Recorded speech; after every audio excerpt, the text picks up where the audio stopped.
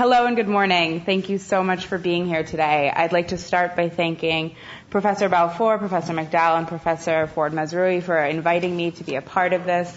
It is absolutely an honor to be part of this panel today.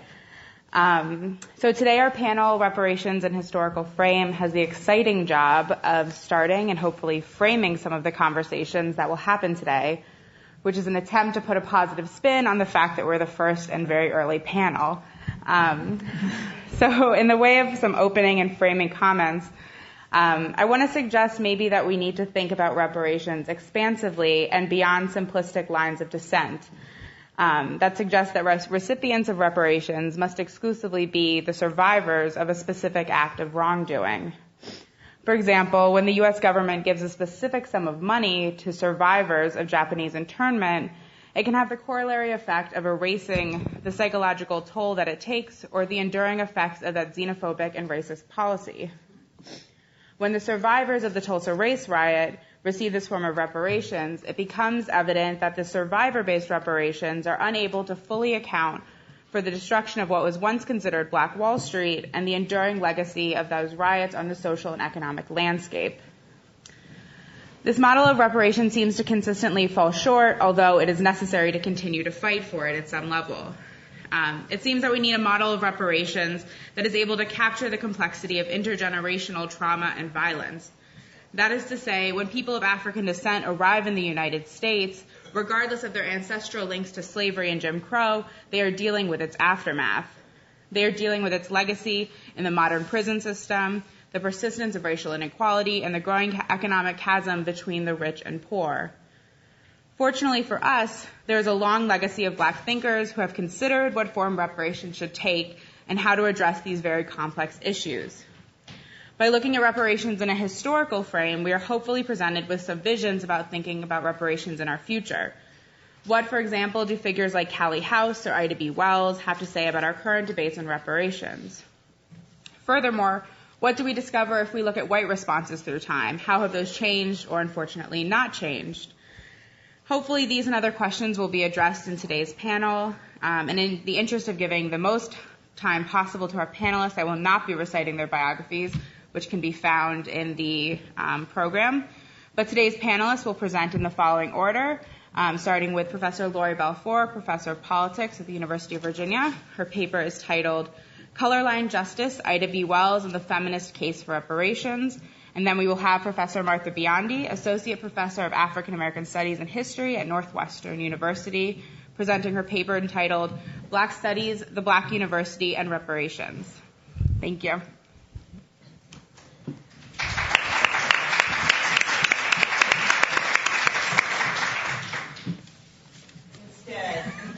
I won't be talking extensively about the quotation, but it really is meant to serve as a kind of epigraph, and I'll refer to it indirectly as I go. You'll see that it's actually strikingly close to the quotation that Deborah read from Frederick Douglass about the situation at the end of the Civil War. I want to begin my comments. Can everyone hear me? I want to begin my comments on the evening of June 13th, 2005, when the U.S. Senate passed a resolution apologizing for its historical obstruction of anti-lynching legislation.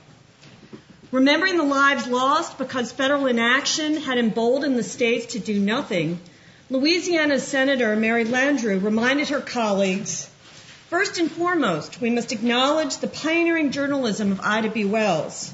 Though personally threatened with death, Ms. Wells continued to document these outrages before justice so that future generations might know the history of this era. After years of obscurity and disregard, it appeared that Ida B. Wells had arrived. From the 1890s till her death in 1931, Wells fought continuously.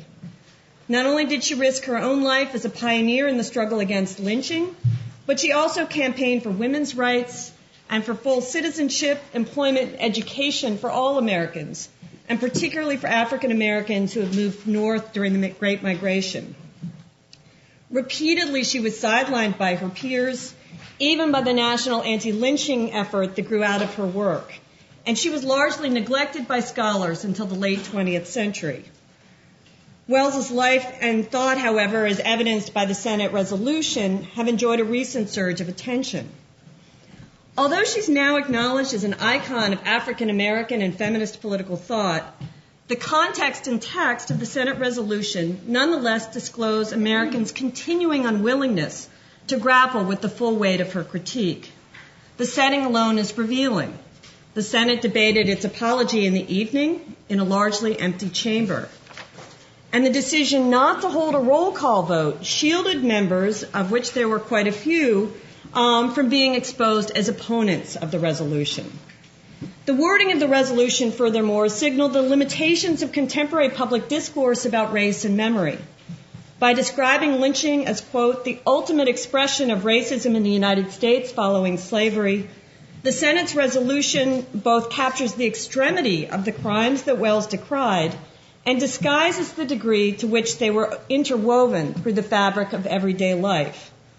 By framing the apology around harms done to the immediate victims and their descendants, furthermore, the resolution reinforces a juridical notion of historic injustice as the work of individual perpetrators and the suffering of individual victims. Nowhere does it indicate how lynching served as a mechanism for dampening black political participation and stifling economic prosperity. Nor does it address lynching's entwinement with sexual practices and gender norms. I take the Senate apology and the homage to Wells as a point of departure for thinking about a word that does not appear in the Senate resolution: reparations. Although the idea of black reparations is often popularly interpreted as a one-time individual payout, reparations advocates have largely refused such narrow terms. Instead, they have approached reparations as a political language that joins a vision of a reconstituted multiracial polity to an insistence on confronting racial slavery and its legacies through tangible and symbolic measures. Aligning my argument with the work of women and men who've been drawn to the political possibilities opened up by reparations discourse and the example of reparations as a social movement, I ask how speaking of reparations today can challenge the evasions of race blindness and situate political critiques of the present and plans for the future in relation to historical forms of racial hierarchy, domination, and violently policed exclusion. This work, I argue, cannot proceed without addressing gender. As many commentators, including several commentators in this room, have noted, neither the theory nor the practice of reparations has paid sufficient attention to questions of gender or to the sexual dimensions of racial power. Now, this is not a uniquely American phenomenon. International legal scholar Ruth Rubio Marin notes that women have thus far rarely been the protagonists of discussions about historic injustice and reparations. And she sees this as she's surveying global reparations efforts in recent years in the aftermath of authoritarian regimes and civil conflict. Such omissions distort the understanding of old regimes and reinforce the invisibility or diminished standing of some citizens in new ones. In the U.S. context, Wells offers crucial resources for reconsidering the constellation of practices, norms, and institutions that have historically linked race to gender to sexuality, and for catalyzing creative forms of opposition. Accordingly, this paper highlights three dimensions of her anti-lynching writings. First, her commitment to truth-telling, which is a centerpiece of reparations efforts globally. Second, her gender-conscious analysis of the political and economic causes and effects of anti-black violence. And third, her differentiated call for responsible action by all citizens as essential for the transition from lawlessness and tyranny to meaningful self-government. As a journalist, Wells wrote against the backdrop of white reconciliation and black abandonment, of a nation defined by racialized forms of exploitation, disenfranchisement, segregation, and terror. Her anti-lynching writings aimed not to moralize, but to offer the facts as a weapon. If the urgent focus of her concern was to put an end to what she called the feast of crime that claimed thousands of lives, she simultaneously aspired to revise her readers' understanding of history. For example, in her response to the 1898 Wilmington riot, she exhorted fellow members of the Afro-American Council, and here I quote, "We must educate white people out of their 250 years of slave history." Her recasting of history reminds readers that it was not simply reparations, but black citizenship that could not be thought after emancipation. Not only does she rework the trajectory from emancipation to Reconstruction to Jim Crow is narrated, but her emphasis on statistical representations of lynching scope and variety and her extensive quotation from white newspapers reveal a sophisticated understanding of the discursive practices that produced a multi-tiered citizenry and situated some citizens beyond the pale of concern. Famously, Wells takes aim at the utter falsity of the prevailing justification for lynching, the old threadbare lie that Negro men rape white women. Without deference to the sensibilities of her readers or her own safety, she documents the almost infinite variety of justifications for lynching and challenges the assumption that relationships between white women and black men could not be consensual, much less the work of white Delilahs. Her acerbically understated chapter on, quote, a history of some cases of rape provides a powerful example of how she juxtaposes the mundane motivations for accusations of rape with the horrific penalties that were paid by the accused. Wells thereby challenges a public discourse that effectively fixed the picture of the black rapist in the national imagination, and she seeks redress for what she calls the injury to the memory of thousands of victims of mob law. Where feminists have reason to be wary of a preoccupation with lynching that can too readily exhaust the consciousness of African American experience or push black women's history to the recesses, Wells's writings open new avenues for re-examining the role of sexual violence in producing the post-Reconstruction political and social order. She twins the critique of lynching with a detailed account of the impunity enjoyed by white men guilty of assaulting and killing black women and girls. Reading these outrages into the record, she offers a counter-history of the brutality and sex-related murder that were a fundamental element of Jim Crow America. Further, she troubles the exclusive association of lynching with black men by offering evidence of the vulnerability of black women and girls to the bloodthirst of their white neighbors. Wells also takes a deliberate aim at the inherent brutality of racial patriarchy. Crucially, when she says of white Southerners that to justify their barbarism, they assume a chivalry which they do not possess, she does not ask for a gentler, more law-abiding form of male power. Rather, she discloses how white women's purity serves as an instrument of white men's struggle to assert political and economic control and as a cover for the violent disregard of both black and white women. But she doesn't rest there. Wells connects a record of past abuse and present horror to a conception of political responsibility that speaks directly to the kinds of actions all citizens have an obligation to undertake. And she also offers an account of the relationship between that responsibility and social location. Her call to action resonates in generative ways with philosopher Iris Marion Young's social connection model of responsibility. To be a democratic citizen, both Wells and Young aver, is not only to reckon with the fact of injustice, but to acknowledge one's implication and do something. Much of her appeal for action focuses specifically and unsparingly on what African Americans should do. In Southern Horrors, for instance, she sketches a concept of self-help that undermines the more familiar version that Booker T. Washington would articulate 3 years later. Where Washington invokes the image of the loyal slave in his tribute to economic uplift, Wells affirms the central role of African Americans as citizens and aims to conjure in them a sense of their collective power to effect meaningful change. If the most incendiary among her proposals is the assertion that a Winchester rifle should have a place of honor in every black home, armed self-defense constitutes only one element. She also insists on the centrality of black labor and consumption, urges emigration and the boycott of white businesses, and the boycott of white businesses in localities where lynchings occur. African Americans here are not merely victims, but citizens with a duty to spread the truth that will not only end the bloodshed in the near term, but also right the perception of their place in the polity. Now, Wells's insistence that black Americans must act in no way displaces the responsibilities of whites. Understanding that lynching only persists with the support of bystanders, she thunders, and here I quote, "The men and women in the South who disapprove of lynching and remain silent on the perpetration of such outrages are particeps criminis, accomplices, accessories before and after the fact, equally guilty with the actual lawbreakers who would not persist if they did not know that neither the law nor militia would be employed against them."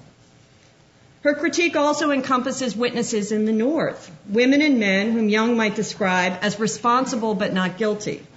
As Young explains, being responsible but not guilty is a designation that belongs to persons whose active or passive support for governments, institutions, and practices enables culprits to commit crimes and wrongs.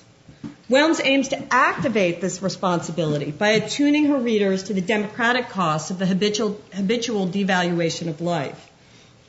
Addressing her readers, she counsels, let the facts speak for themselves with you as the medium. You can be instrumental, she says, by calling on religious and civil associations, by withholding investment in communities where the violence occurs, by petitioning political representatives. What she will not accept is any claim to impotence. The forms of disavowal, and here I quote from the President of the United States down, that sustain public rituals of anti-black violence.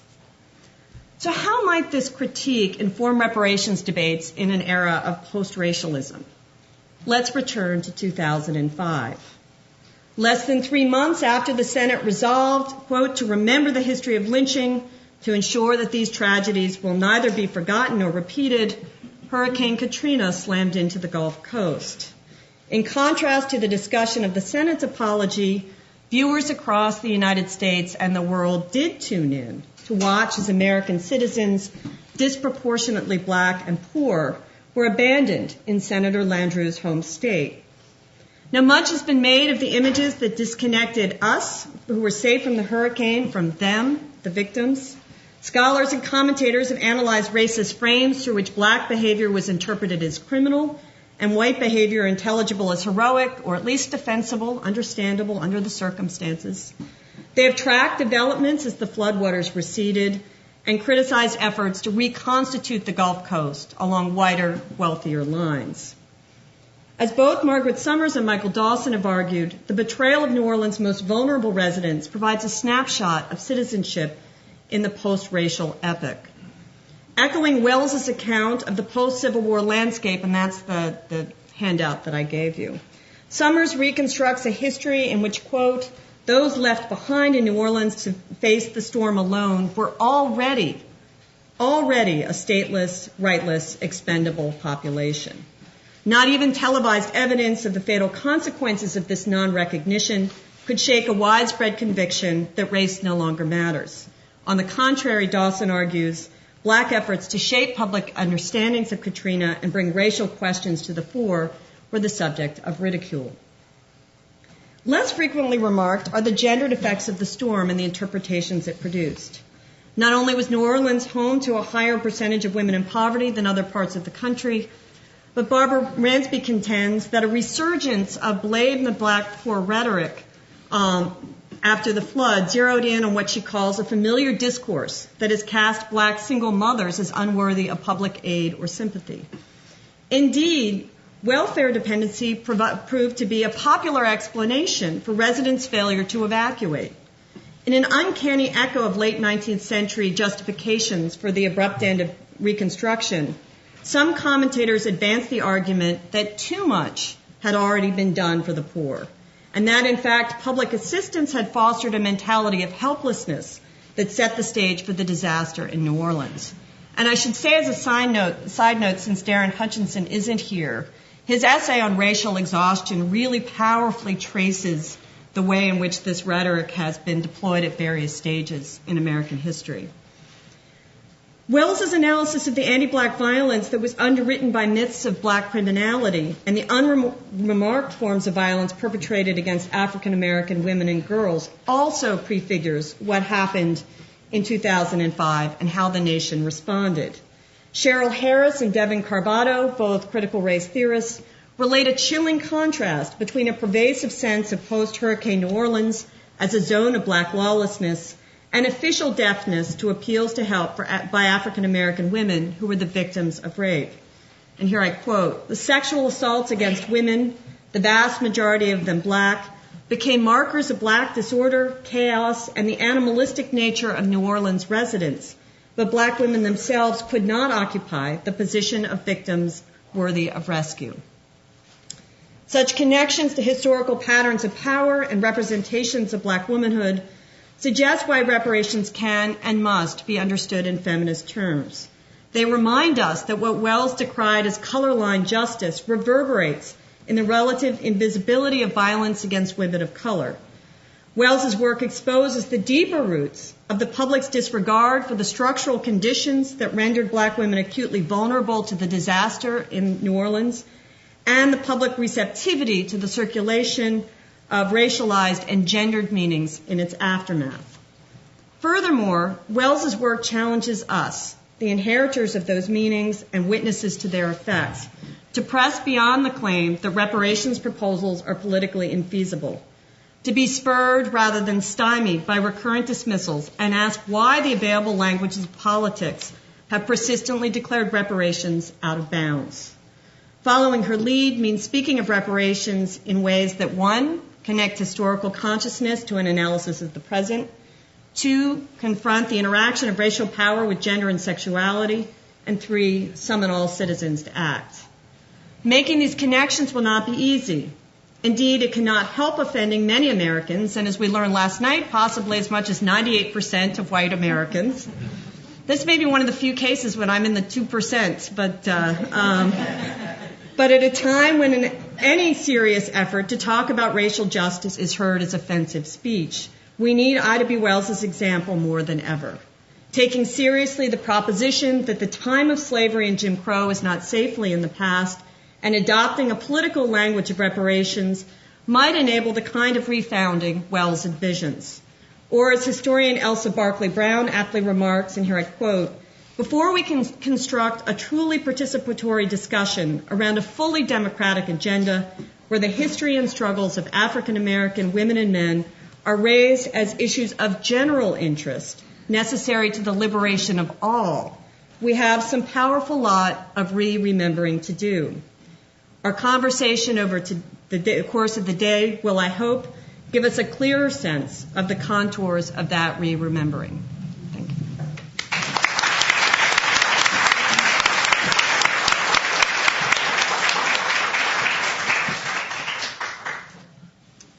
Good morning, everyone. I'm very happy to be here, and I want to again thank the organizers of this event for inviting me and for hosting all of us here. It's a real treat to be here, and I look forward to all of the discussions that we'll be having today.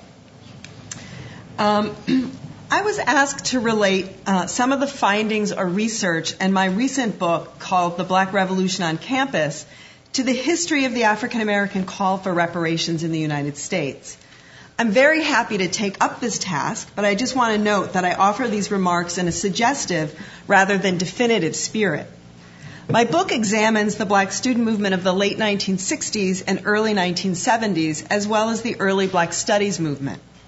Both were highly consequential movements that transformed many aspects of campus life. For one thing, these movements helped catalyze a new analysis of racism in the United States and a new approach to racial reform. And I think it's fair to say that these approaches set the stage for the rise of the modern African American reparations movement.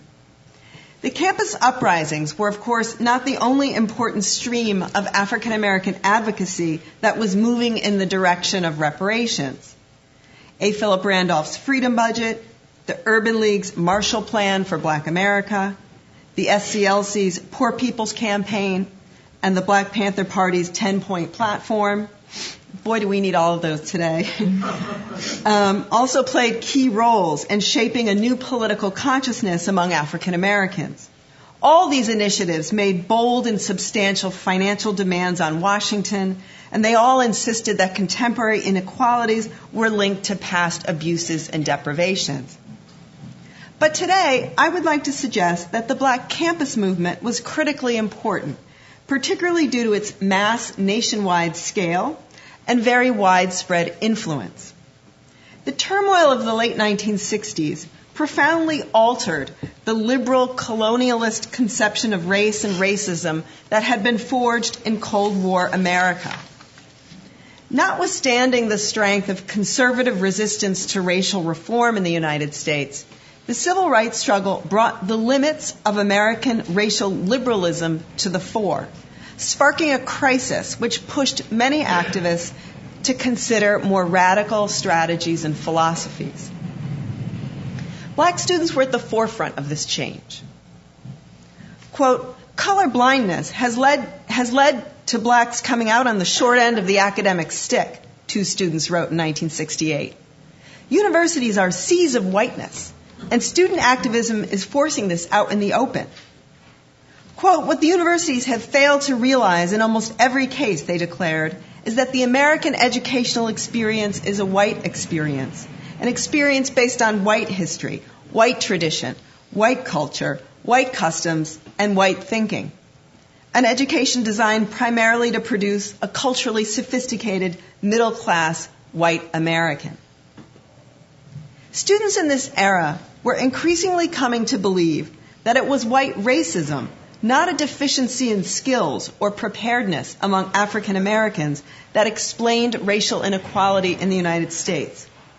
This new perspective moved black students to embrace a black identity, push back against white conceits, and organize new black identified social, cultural, and political spaces on campuses, with black student unions being the most prominent and well-known example.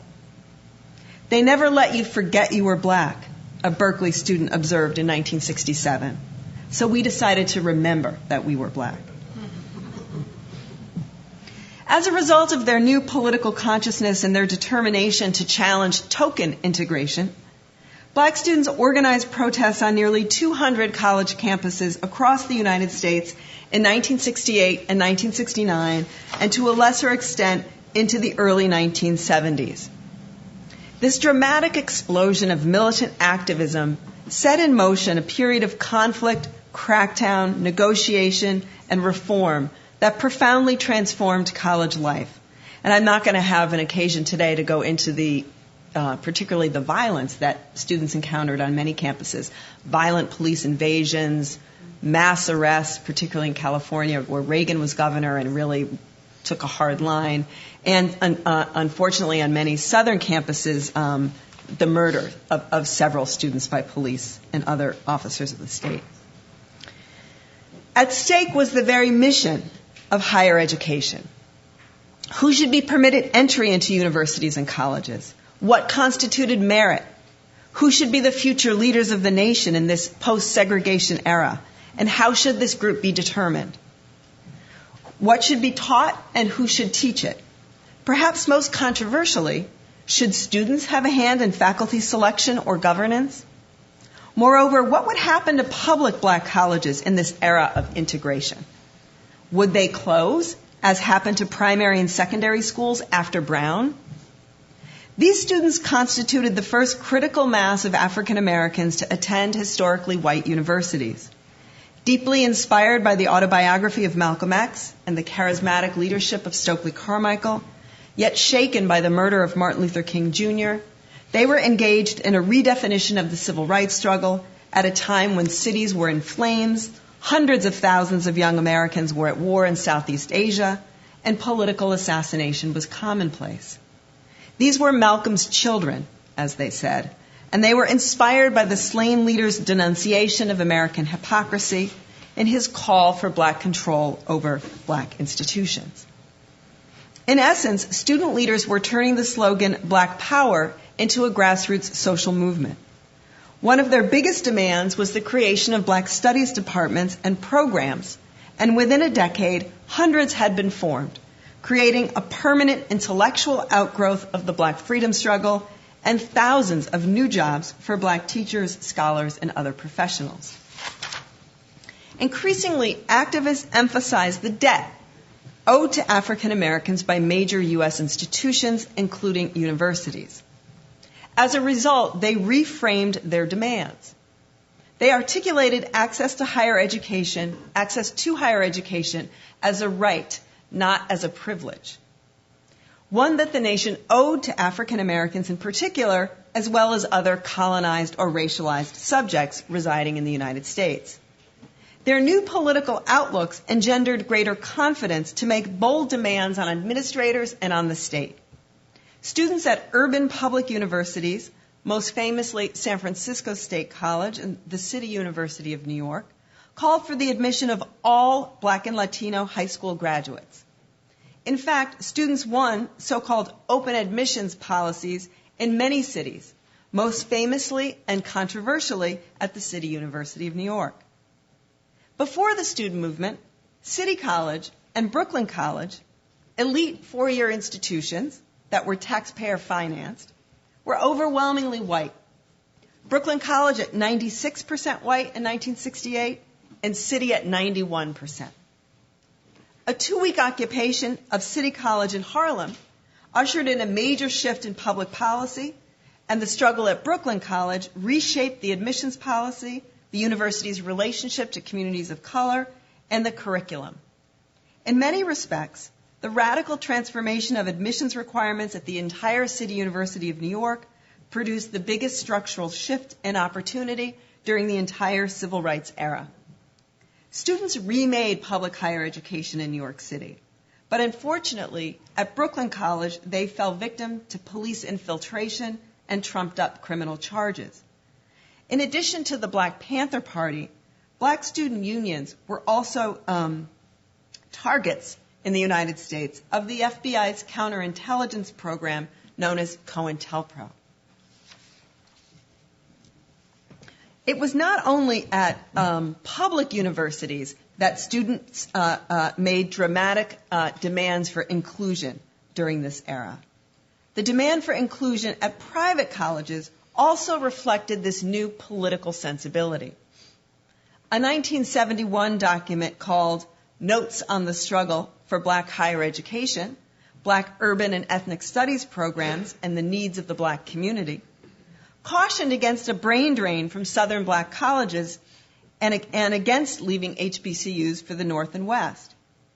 But if we go, they insisted, we must only go to white universities that are near Black communities, and we must insist on a 15 to 20% Black student population.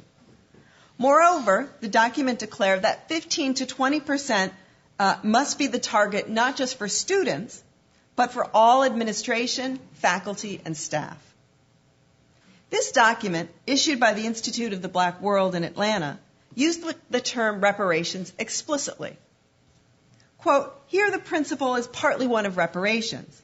We must have a presence which represents not only our proportion in the national population, but which goes beyond that to recognize how many of our mothers and fathers and uncles and aunts have been bypassed and crushed by American education in the years now past. The Black Manifesto by James Forman of the Student Nonviolent Coordinating Committee is often cited as the principal articulation of reparations during the Black Power era. This manifesto, announced at various venues in 1969, including a disrupted service at the Riverside Church in Manhattan, demanded $500 million, not from the United States, but from churches and synagogues. Forman proposed a creative and wide-ranging list of initiatives that could be financed through a reparations payment, including a Black university. Most histories of the Black liberation movement mention the manifesto, but leave it at that. Interestingly, though, the proposals in the manifesto inspired research, theorizing, and advocacy by many activists and intellectuals. And now I'd like to briefly discuss efforts to realize the Black university. The quest for a Black university attracted considerable support and interest among many Black students and intellectuals in the late 1960s. The idea for a Black university was first articulated by political scientist Charles Hamilton in a 1967 speech called The Place of the Black College in the Human Rights Struggle. He called on HBCUs to reject the white middle class character imposed on them by white funders and to redefine their mission to provide greater aid and assistance to Black communities.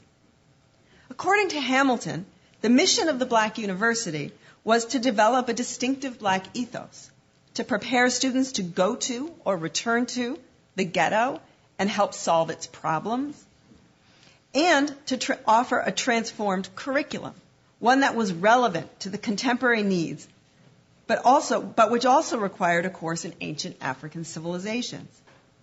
We need, Charles Hamilton declared, militant leadership, which the church is not providing, unions are not providing, and liberal groups are not providing.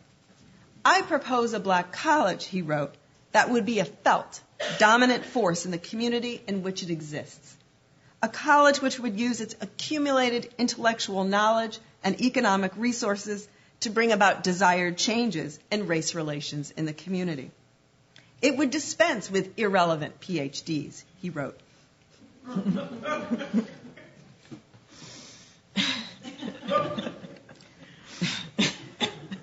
Recruit freedom fighters and graduate freedom fighters. But Hamilton predicted such a move might provoke a loss of funds. People will ask, who will support this? Several advocates of a Black university did raise the idea of reparations. Indeed, in finding funds for a Black university, Howard University scholar Stephen Henderson said, quote, the federal government and private industry should have no qualms at all about paying some interest on the great invisible national debt, that vast backlog of salary, which they owe us for almost 400 years of economic exploitation. Scholar Ed Beckham said the federal government should finance the Black university. He said the idea of a Black university was so exciting because it, quote, affirms the diverse activities of Black people and their struggle toward a coherent ideology and a unified community. It sets clear goals, but makes few restrictions on strategies. It raises the critical questions of Black identity and Black survival, but avoids preempting the role which Black people must play in providing the answers. Interestingly, this commitment to autonomy did not prevent Beckham from demanding support from the federal government. The money ought to come from the federal government, he wrote, not in the form of an annual dole, but as a permanent endowment for several comprehensive institutes of Afro-American studies located regionally and designed as major centers of Black learning. Well, the Black University may not have been realized in the form that many of its more utopian advocates envisioned, but one thing I do argue in my book is that the movement for a Black university, this quest for a Black university, did not just stay in a theoretical realm. It actually inspired a student struggle on campuses of historically Black colleges across the South to preserve these institutions, to upgrade these institutions, to get more funding for these institutions. And I think in a major underappreciated victory of the Black student movement in the Black Power era was the preservation of public HBCUs. This period really did set in motion a reappraisal of the whole process of desegregation since Brown. Many Black educators regretted the loss of Black-controlled institutions, regretted the loss of teaching and administrative positions, with the closure of many public primary and secondary institutions during this period of desegregation. And so there was a real, I would say, reorganization of analysis and resources towards the defense of public, in particular public HBCUs. So that was an important, I think, concrete outgrowth of this quest for a Black university, which I think can also be seen as, a scholarly movement and an intellectual movement, but it had important grassroots dimension. Okay, I'm going to shift my remarks now briefly to look at what some of the scholarly maybe contributions were to the rise of reparations advocacy as the Black Studies movement developed and spread. So the early Black Studies movement had an important connection to the rise of reparations advocacy. I think I'm doing okay, yes. For one, it helped to inspire new research toward reparations, most notably with the Black Economic Research Center and Journal of Black Political Economy. The economist Robert S. Brown delivered the keynote address at the Detroit conference where James Forman unveiled the Black Manifesto. And Robert Brown credits the manifesto's impact with helping him secure funding for his Harlem-based Black Economic Research Center. During its 10 years of existence, the Black Economic Research Center put into practice core principles of the early Black Studies movement. It conducted, quote, relevant or useful research and sought to put intellectuals at the service of the broader community. Brown also started the Journal of Black Political Economy in order to provide a venue for Black economists to disseminate their ideas to an academic as well as non-academic readership. While over time the journal developed along more traditional academic lines, Brown's original vision was for contributors to engage political and economic issues of the day. Black economists promoted the idea of reparations for slavery and Jim Crow as a way to address both the socioeconomic crisis facing Black communities and the aspirations of rising numbers of Black professionals. An issue of the journal in 1972 was devoted entirely to reparations, with important articles by Professors Richard America and Robert Brown, among others. But Black Studies also helped to inspire the rise of reparations because of its new emphasis on the centrality of colonialism, slavery, and racism to the rise of capitalism and American and European wealth. As one historian put it, Americans have, in a sense, built a nation upon the deception that they are a community of co-equal individuals participating co-equally in community affairs. Studies in Black history will put that illusion into perspective. Black history can give the American society, he wrote, unparalleled insights into the deficiencies of its own value system as carried out in practice.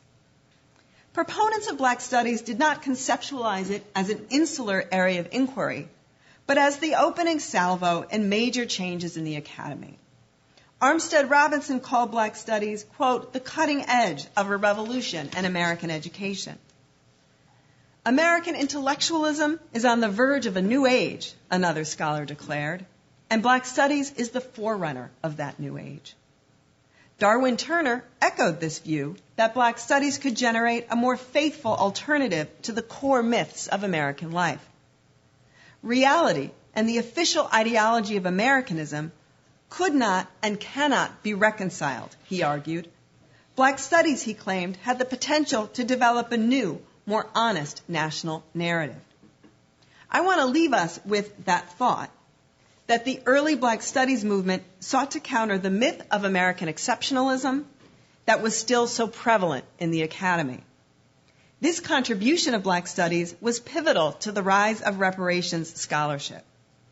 Reparations advocacy has many streams, forerunners, and sources, and I have no particular interest in charting a scholarly trajectory separate from a movement trajectory. But arguably, the rise of Black studies as a legitimate area of research within the U.S. Academy set the stage for the modern activist and legal movement for reparations for slavery and Jim Crow.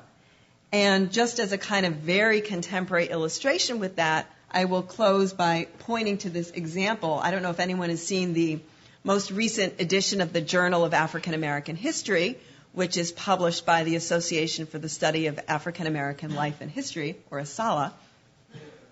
And their most recent issue, the editors put forth a demand for a reparations superfund, and this was inspired by a settlement reached among the top 5 mortgage lenders and many state attorneys general a couple of years ago, right, in response to the exposures of predatory lending, of which a chief target, many attorney generals argued, right, were African Americans and Latinos. And so these banks a major settlement was reached with various states by these top 5 banks.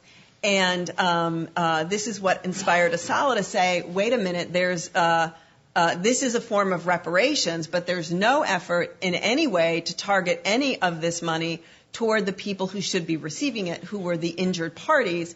And so this inspired ASALH basically to call for this reparations superfund to be financed by banks and corporations and to be targeted at creating educational programs, social justice programs in African American communities. So ASALH is calling upon people who support this idea to contact the NAACP and to inform them of your support, because they're calling upon the NAACP to essentially supervise the creation of this fund.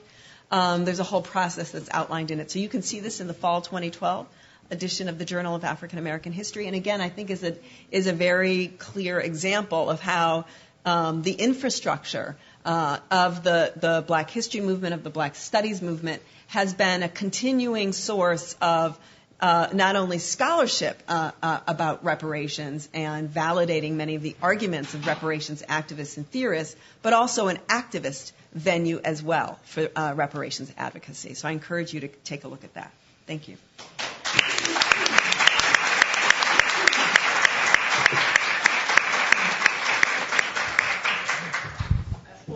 Thank you both for really interesting and important papers. I think one thing that's interesting that links the two in terms of this historical model is that historical actors seem to consistently not be calling for an individualistic model of reparations, which is sort of counter to what the federal government has done with dealing with Japanese internment and other sort of wrongdoings. I think that things are really important that comes out of these papers. How can we create reparative forms of justice that are able to hold the complexity of the violations that Black communities faced? This includes, as Professor Balfour talks about, the sexual and gendered violence, the chilling effect on political participation and economic development. Or alternatively, how do we make reparative justice that deals with the current manifestations of ongoing white supremacy? I think Professor Biondi's work offers a really interesting, tangible example of what one community did to try and create this form of reparative justice, the Black University. I think that that's part of the answer. I think it's really important that we contend with what the Black University was trying to do. And it seems like part of the answer is also rejecting this idea that reparations are politically untenable, or this debate is untenable. And I think that's part of what the symposium is doing today. So with that, I would like to open up for questions, and if there aren't any immediately, I have some of my own. So, yes? Thank you. Wonderful panel. My question is terminology. Is there a term that would work better than reparations, or how do we change the meaning of that term? Because people immediately assume reparations, you're talking about cash payments, which could be one form, but I think that's not really what a lot of people focus on. An alternative is affirmative action, that in people's minds is just going to be college admissions. And so I like Cecilia's term, reparative justice, but just wondered if there's language that we can use that doesn't immediately create expectations that may stall the conversation. Well, I can take a stab at it. It's interesting. I'm working with a group of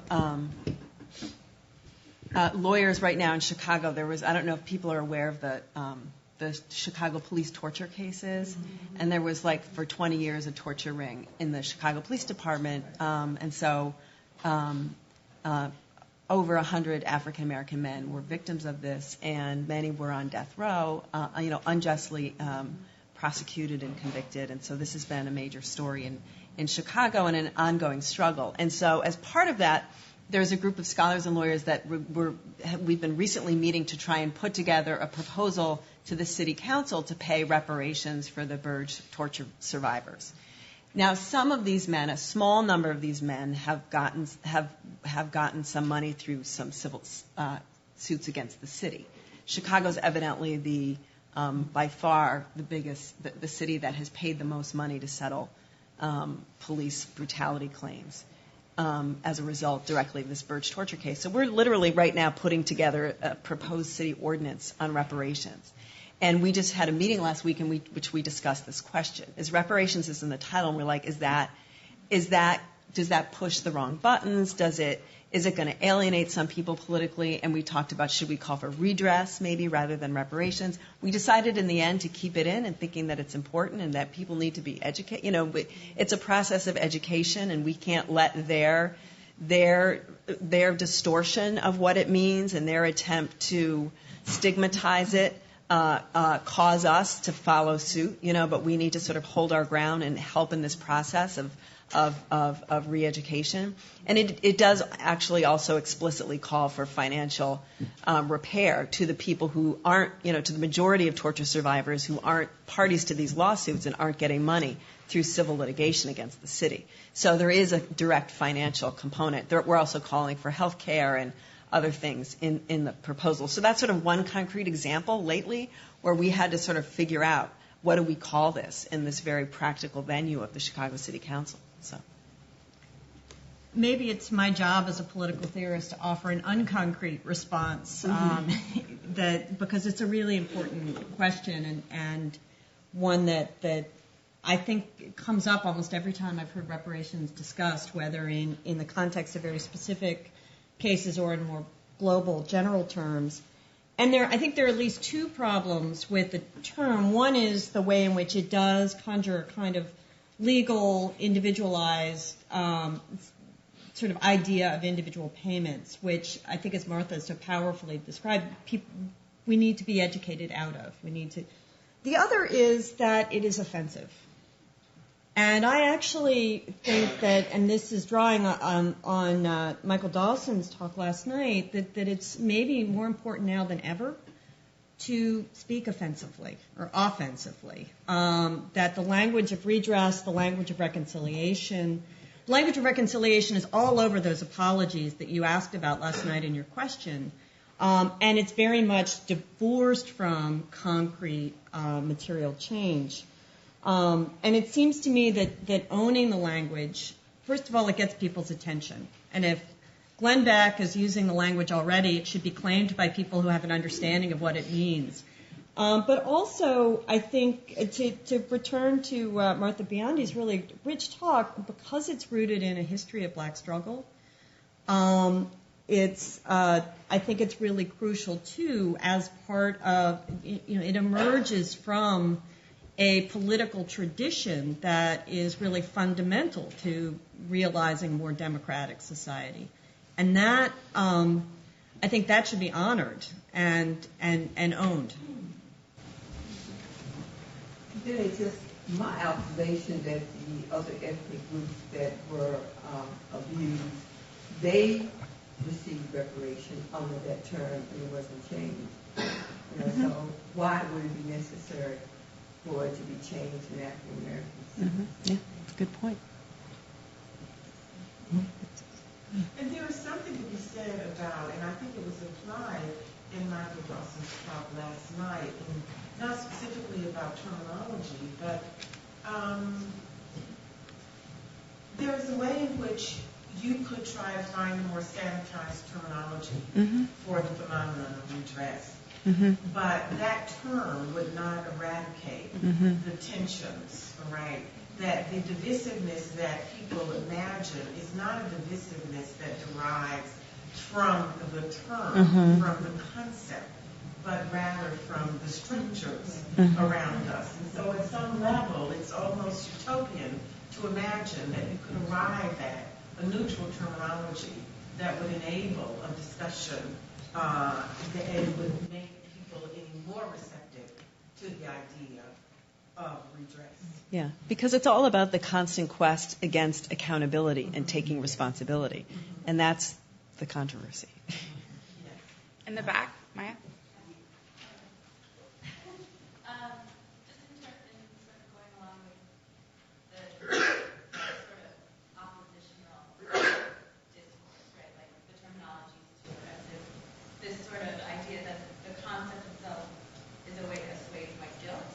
Talk a little bit about sort of what this idea of accountability. So once this is, in terms of like a future, you can imagine a future after reparations, is that even possible? If that's just, if it's, what kind of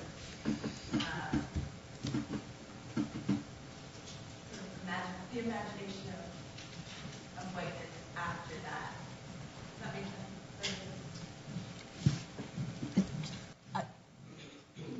I think it actually makes a lot of sense. If I'm hearing you right, I mean, one of the responses at the turn of the 21st century, when grassroots activism and scholarship on reparations was really flourishing, there was a piece that was published by Charles Krauthammer, neoconservative, calling for reparations. And he basically said, do it, done.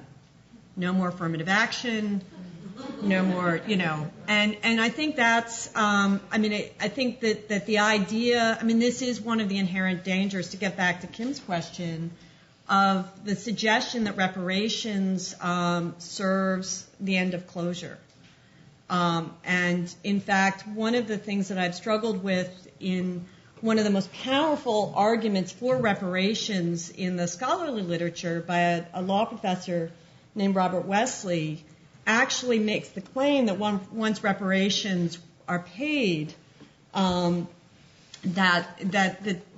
closes the door. And in like any other legal measure. Now, he's gone on to write other things that complicate that, but I've really paused over that moment because I think there is a real danger that it becomes that if it's understood as a one-time payment, that serves the purpose of, as you said, assuaging white guilt. I'm not sure white guilt is all that active at the moment. But certainly saying enough already. Yes. So the structure of a reparations program doesn't have to be a one-time payment. You have what I refer to as a portfolio of reparations. It could include cash payments, which I think it should, but you could also set up trust funds to promote a variety of social improvement initiatives. But I think I want to disagree a little bit on the closure issue. And it strikes me that is one of the objectives of the reparations initiative. Now, the question we would want to have is whether or not the reparations program is adequate. Mm-hmm. But to the extent that we might agree that it is adequate, then I think it does bring closure. And I think that should be one of the purposes of the reparations program. I'm not troubled philosophically. I was willing to take Krauthammer's Faustian deal. Mm-hmm. If in fact it was really a substantive reparations program. It's like, then it's like trying to get us all to imagine that we actually achieve racial justice in the United States, which is a hard thought exercise for a lot of people to do. But I agree with you in principle. Like, is there an end to racism? I hope so. It's like, can reparations get us there? That would have to be, it would have to be, I think, a very sincere test. I'm thinking of Ruth Wilson Gilmore's definition of racism, which I encountered recently, and it was something like, a greater, disparity in terms of who had greater susceptibility to death and suffering. So it was like, that was her definition of racism. And if a reparations process is going to literally end that, well, then let's get there. Yeah.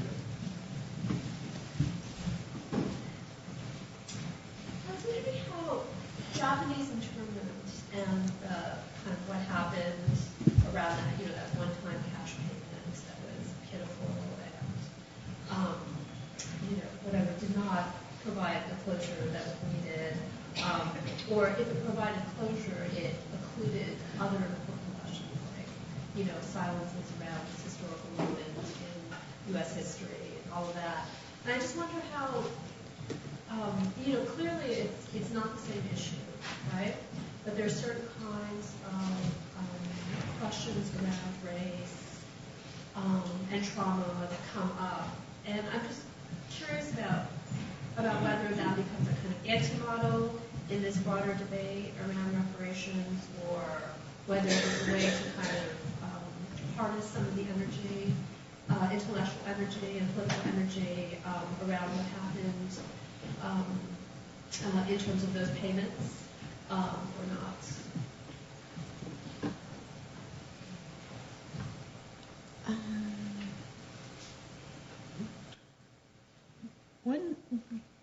One thing I think the answer is both in important respects. One of the it seems to me that there's potential for, and in fact, the Civil Liberties Act. It was not called the Japanese American Reparations Act, the Civil Liberties Act of 1988, 89. Was important. John Conyers' H.R. 40 was introduced in that period. So it was important as a catalyst. It's also important that members of the Congressional Black Caucus supported the measure. So that it seems to me that in that sense, if there are lessons that might be learned about how, first, the idea that movements for reparations are not meant to, should not be understood as exhausting, excluding each other. On the other hand, the ways in which that was formulated as part of a larger racial picture of model minorities and their others also raises real problems. So, but we have both, I think, both coming out of that. And again, I don't think that individual payments in and of themselves are, there are many opportunities, many points at which they're really crucial, but it was not as broadly imaginative about what the response might be as other proposed measures have been. Yeah, I think thinking about this historically now, because we can bring that lens, enough time has passed. I think at the time it really did inspire, the Japanese American Reparation and Settlement and Congressional Act did inspire a kind of really heightened round of African American advocacy. I really think 9/11 has been really crucial, unfortunately, in interrupting a lot of the momentum that was being developed around the African American reparations struggle and really a global reparations struggle by the South. There was the Durban conference. Was that in 2000? 2001.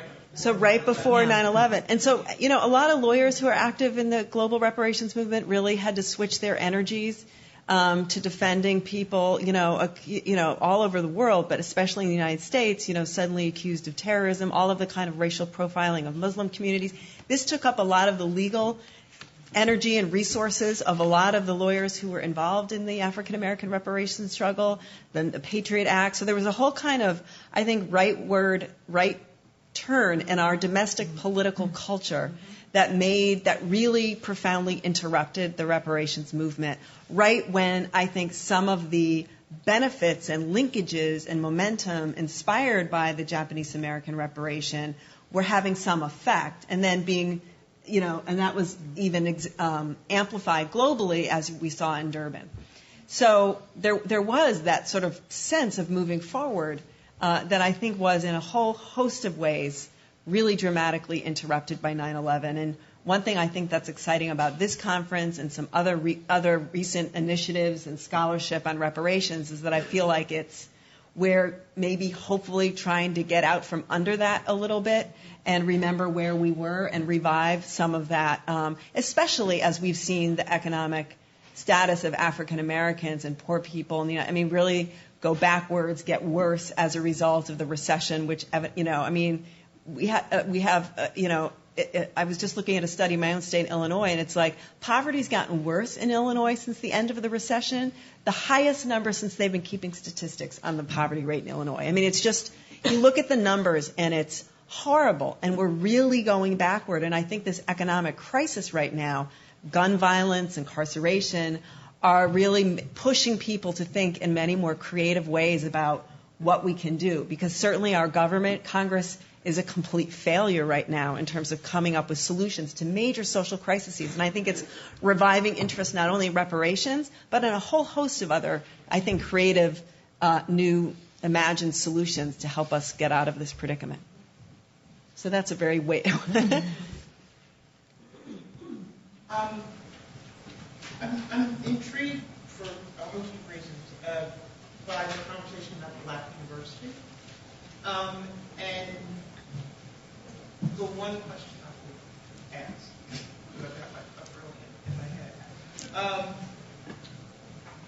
In looking at the impact of so-called colorblindness as a matter of legal discourse and understanding concepts of due process and equality and equal protection, with respect to public HBCUs and the push for unitary status, that being desegregation rather than necessarily integration, what's happened is what appear to be seemingly objective decisions about how you address program duplication, for example, in Mississippi, in Alabama, presumably in Virginia, is often, those decisions are made based on which program has been best resourced. And in light of the historical problems with differential resourcing, what tends to happen is that the duplicate program at the HBCU is the one that's done away with. So that desegregation, as it were, it appears to be more about closing or providing a justification for closing public HBCUs without guaranteeing that the students who have been educated at those institutions will get access to and be admitted to the schools with the programs where the decision has been made that these are the ones that should survive rather than be closed. And I'm wondering what do we do with that? I mean, because part of it is in the rare occasions where one might find oneself agreeing with Clarence Thomas would quite honestly be in his opinion in the Ford's decision, where he and Cecilia, in fact, they split ranks. And Thomas spent a good portion of his opinion talking about the importance of HBCUs as educational institutions, cultural institutions, and Cecilia just wasn't even buying it at all. So I'm just wondering how that plays out in terms of what your thoughts about where we find ourselves in the 21st century in terms of the continuing viability of the public HBCU in light of purported colorblindness. Yeah, no, it's a great question. And I'll admit, as a historian, I haven't, at least for this book, I was really focused on student organizing in Louisiana in the 1970s. So, and really staving off the legislature's attempts to close Southern, et cetera. So that's really where my focus was. So I'm less informed of the legal strategies today, the political strategies today. So maybe it's better to open up the question, maybe to people who are paying attention to what kinds of legal, theoretical, political moves need to be made to defend, improve, preserve public black colleges today. Just by or if it's possible. Or if it's possible. I mean, quite honestly, I've spent the vast majority of my adult life at a reparations institution. Right? But we're private, so right. I'm setting that aside. But it may very well be that this is like Brown, an unintended consequence of what appeared to be a really good idea at the time. And once you get into it, you realize, like, whoa, that's not what we were talking about. We didn't say we wanted to close TSU. We said that we wanted to give TSU sufficient resources to be able to improve its program. And the Civil Rights Clinic at our law school has, in fact, been representing HBCUs in Maryland, making that very claim, because Maryland is saying if we've got to choose between Morgan or University of Maryland Eastern Shore versus the University of Maryland, clearly the programs at the University of Maryland are superior, according to whatever the objective assessment criteria might be, to UMES. But UMES, does that mean that UMES should be closed? And it's like people are backpedaling now saying, slow your roll. That's not what we intended. So that's what the lawyers are arguing. I mean, are they having any success in any of these courts? Well, the case in Maryland is still pending. In some ways, I guess yes and no. I mean, they're continuing to close schools. They're continuing to get rid of duplicate programs. And the decision usually is, I'd say 9 times out of 10, the one at the HBCU is the one that is sacrificed in the interest of maintaining the value and quality of the education offered to the students who might matriculate. Yeah, it's hard too because we don't really have judges now showing expansive, creative ways to help us get around these challenges. Yeah. Taking into account the growing importance of like a college degree or career, how would a reparations movement prevent the devaluation of like an HBCU's importance for students who want to go to who want to get a solid education after American study or not receiving a job upon graduation? Well, that's a really good question, and that sort of is very related to the previous question. I mean, I think that a reparations movement is many things. It's an educational movement, it's a political movement, it's a legal movement sometimes, but certainly it's about educating people as to the very important history of HBCUs in producing black professionals and producing community leaders, of having high rates, of graduation, particularly in some, in the sciences and some universities. So it's educating people as to their historic mission, success, function, et cetera, and then using that educational process to mobilize people politically, right, to put pressure on their legislators in terms of saying what they want. I mean, I think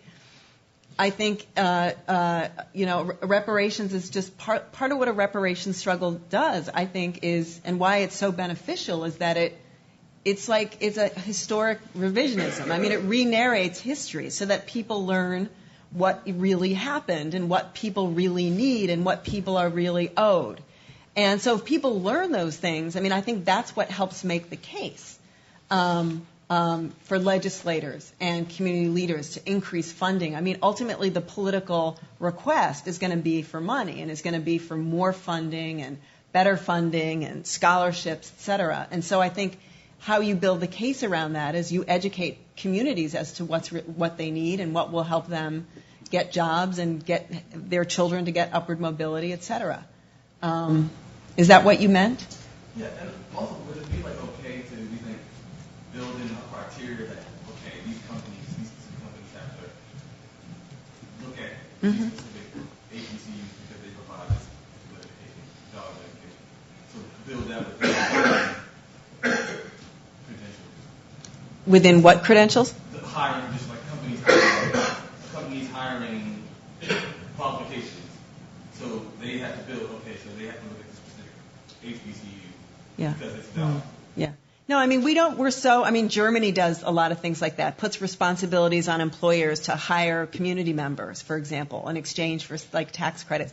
We've so internalized and absorbed neoliberalism in the last 20 years that we don't think we can ask corporations to do anything. That we as the public can impose some duties upon these major corporate entities that have received so much largesse from taxpayers, and we feel like we can't really make any demands upon them.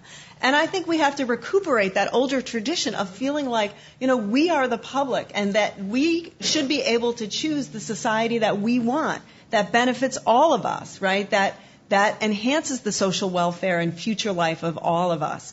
And that we are more powerful than corporations. We should have, they should be accountable to us as the public.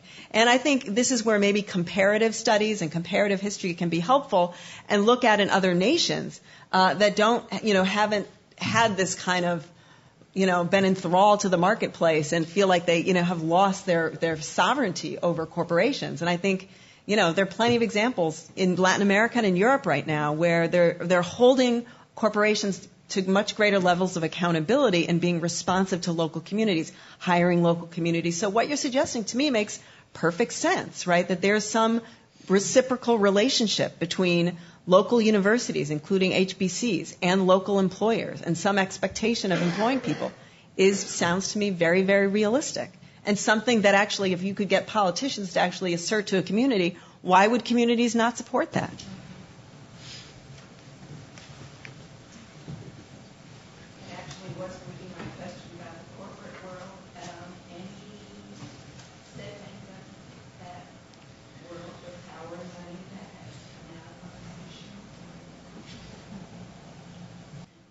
We're getting all the big questions now, the first panel.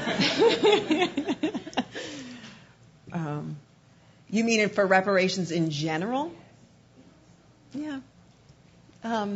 It also depends how you conceptualize it, when you begin this history and you begin to look. I mean, there have been different, I was just talking with someone before this panel about, how the Metropolitan Life Insurance Company, for example, was a target of a lawsuit for a class action lawsuit against its institutionalized long-time discrimination against African American policyholders and customers.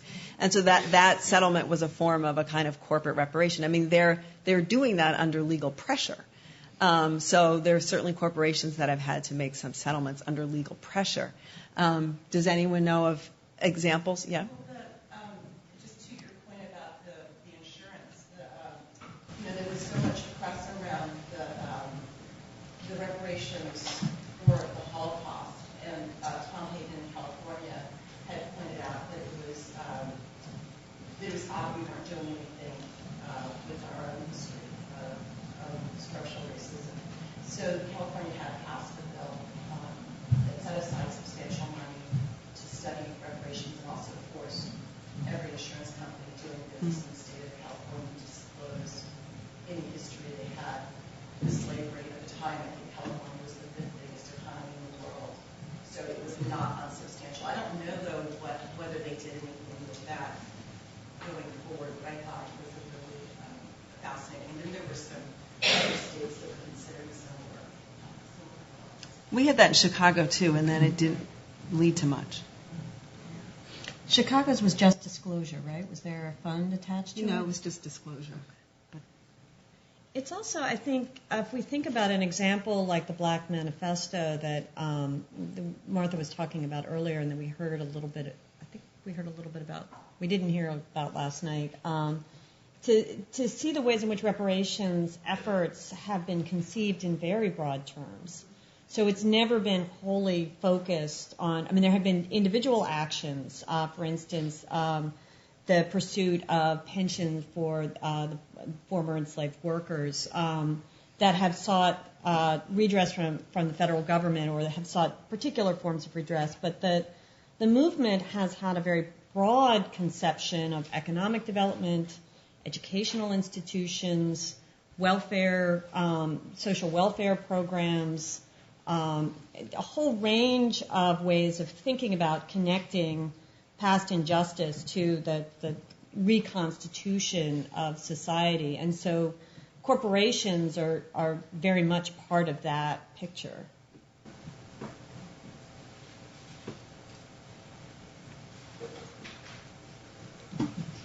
Yeah. So this is going to be poaching on the next panel a little bit, but since you're addressing it, universities are large institutions also. So while you are both up here, I would love to ask your that same question, the accountability of the large institutions that benefited from slavery, from Jim Crow, et cetera, and whether there are elements of, when you were talking about the black university, the idea of the black university, and it should be responsible, for educating to go into these communities. Well, how is that any different than a responsibility from a current university, majority white or whatever? So just an open question that I would love to hear you both address. Okay. Well, as you know, the next panel will be definitely addressing this too. And I was just really curious too, like what is the just here? I don't know if anyone's speaking about UVA's history on the next panel. I'd love to hear more about that. Especially as I was walking here today, I was like, you can't help, but think of it. And so, very specifically, I know at my university, Northwestern, this is not related exactly to your question, but sort of is. But so the town, Northwestern, is located in Evanston. Evanston's named after John Evans, who was a governor in the Colorado Territories and ordered a horrific massacre of Native women and children. Hundreds of people lost their lives. And this is now, and this has been it's been known, but suppressed, and he's, buildings are named after him. There's an endowed professorship at Northwestern. So there's recently a movement started for a Native American, an Indigenous Studies program. We don't have any. We have African American Studies department. We have Latino Studies program, Asian American Studies program, and students are calling for the creation of a Native American Indigenous Studies program. And the first step was for Northwestern to organize a commission, basically to study this history of John Evans and the university's relationship to this history and the university's responsibility moving forward. And part of that call is for more scholarships for Native American students and for a Native American Studies program. So it's going to be very interesting to see. And the commission has some wonderful historians, some great colleagues on it, and I'm sure they're going to do a fine job. And to see what the university will do with those recommendations, I think will go precisely to the question you're asking, like what's the mission and responsibility of universities to the past, to the present, to the future. I was just reading a report, was it in the New York Times a couple of days ago about, because we're looking at, as this affirmative action case is before the Supreme Court, looking at the really abysmal record that universities are doing in educating low-income Americans. That one study of a lot of low-income students they don't apply to top schools. They're not even aware they can go or that resources exist. So universities could just do a better job of advertising and publicizing, their supposed financial aid programs, to a broader network of people, so that there was more, just ordinary people all over the country had more access to the top schools and to higher learning. That's just a basic, supposedly they say that kind of financial aid is already available to these groups, but they don't really publicize it to these groups. So that's just like a basic thing that universities can do. There's a long list, but I'll just stop there. I wanted to echo what Martha just said about access, and I also wanted to invite, and I don't want to put Claudrina on the spot, but with regard to the history of Black Studies here, Deborah McDowell as the director of the Woodson Institute, and Claudrina Harold, who's done extraordinary work on the history of the Woodson Institute, both can speak much more powerfully and in a more informed way than I can. I wanted to pick up one thing about University of Virginia in particular, and it connects with the Evans story. And that is last summer when the University of Virginia, as you may have heard, experienced what is now being called the recent unpleasantness. When we woke up one morning to discover that the president of the university had resigned, and then as details came out, the story became more and more complicated. Now, one of the things that happened was there was an unbelievable mobilization of faculty, student, staff, alums, that really, it was a very powerful thing to be a part of. In fact, it's the only revolution I've ever been a part of where we thought we'd won at the end of it, which may say something. But two things stood out to me about what happened. One was that it came shortly on the heels of a living wage struggle at UVA, which had produced modest improvement in the wages for workers who are employed by UVA but not for contract workers, but which had not generated anything like the same kind of outpouring or response. And the status of workers was largely invisible in the debates, in the discussions that we were participating in. The other is that I was told when I came that Thomas Jefferson did not die in the 19th century, and I think it was never so clear to me as this past summer. And I think he is rightly remembered and celebrated for the democratic principles he embodies. But what was so striking to me was that at this moment where he was being invoked again and again and again, and in fact I think Thomas Jefferson probably won the revolution insofar as that's what happened. But it was really quite stunning to me that we could be standing in front of the rotunda and thinking about Thomas Jefferson as though he was unproblematically, in the case of one speech, a representative of a kind of moral vision and of way of life, and that we are remain so self-conscious and unself-critical about the twinned heritage of a place like UVA, which is born in slavery, which helped to reproduce segregation, as well as democratic, the study and the enactment of democratic principles. I mean, I was just stunned, frankly, by the degree to which that kind of vision of what the university is, that left out the history of what the university has been and still is in important respects, was so pronounced. But I'll stop there. And I wanted to say again, to respond in part to Frank's question, because it's really any response to your question, any thoroughgoing response could take us for the rest of the day. But I think one of the things that is important to remember about what happened in the summer is the way it got narrativized. Yes, not just that this was our recent unpleasantness, but also there was a particular way the story was told. And if you really read through the voluminous emails, what you see, not very, very far between the lines, are anxieties about access to UVA. Anxieties about how this financial aid program will be sustained, and predictions that it is unsustainable.